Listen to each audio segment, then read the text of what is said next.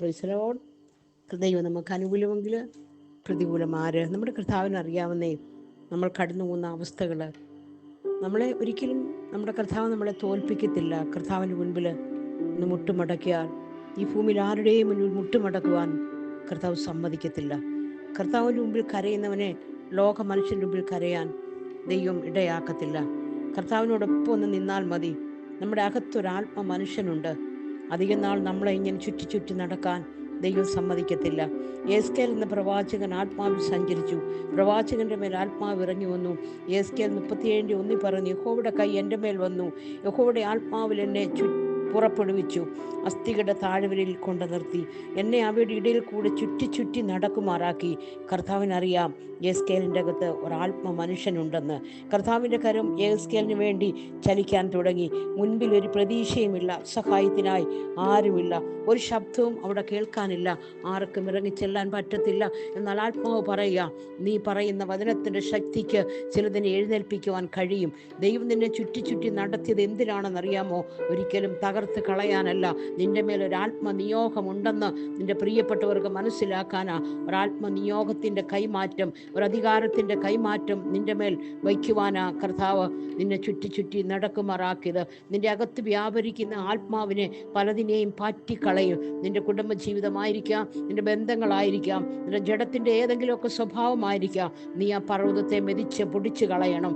യേശുവിനോടൊപ്പം ഉള്ള യാത്രയാണോ നിന്റെ? ഒരിക്കലും നിന്റെ പടക് തകർന്നു പോകത്തില്ല.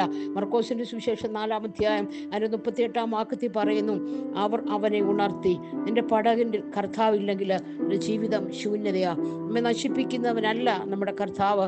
നമ്മുടെ നിയന്ത്രണം കർത്താവിൻ്റെ കയ്യിലാണ്. ശക്തമായ കാറ്റടിക്കാം, ചുഴലിക്കാറ്റ് ശക്തമായി അടിക്കാം, സാഹചര്യം പ്രതികൂലമായി വരാം, എന്നാൽ നീ ഒരിക്കലും തകരത്തില്ല. കാരണം കർത്താവ് നിന്റെ അമരത്തുണ്ട്.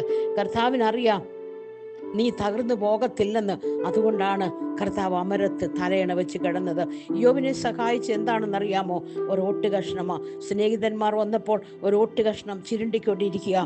രാജാവിൻ്റെ വീട്ടിലെ മനോഹരമായ ഒരു പാത്രമായിരുന്നു. ഒരു കാലത്ത് എല്ലാവരും ആകാംക്ഷയോടെ നോക്കിയിരുന്ന ഒരു പാത്രമായിരിക്കാം. രാജാവിൻ്റെ വീട്ടിൽ മാത്രം കണ്ട ഒരു പാത്രം. കൊട്ടാരത്തിലുള്ളവർക്ക് മാത്രമേ ആ പാത്രം എടുക്കാൻ അധികാരമുള്ളായിരിക്കാം. എങ്ങനെയോ ആരുടെയോ കയ്യിൽ നിന്ന് ആ ഓട്ടുപാത്രം പൊട്ടിയപ്പോൾ എല്ലാ വേസ്റ്റും ഇടുന്ന വാരുന്ന കൂട്ടത്തിലേക്ക് അതിനെ വലിച്ചെറിഞ്ഞതായിരിക്കാം. ഇനി ആ ഓട്ട് കഷ്ണം ഒന്നിനും കൊള്ളത്തില്ലെന്നും ആരും എടുക്കത്തില്ലെന്ന് ഒന്നോർത്ത് വെയിലും മഴയും ഒക്കെ കൊണ്ട് ആ ഓട്ട് കഷ്ണം വെളിയിൽ കിടന്ന് കാണാം. ആ ഓട്ട് കഷ്ണം അപ്പോൾ പറഞ്ഞു കാണാം, എന്നെ ഇനിയും ആരും കൈകൊണ്ട് എടുക്കത്തില്ലെന്ന്. ആ കൊട്ടാരത്തിൽ എന്നാലിതാ ഒരു ദിവസം രാജാവ് ഇറങ്ങി വരുന്നു.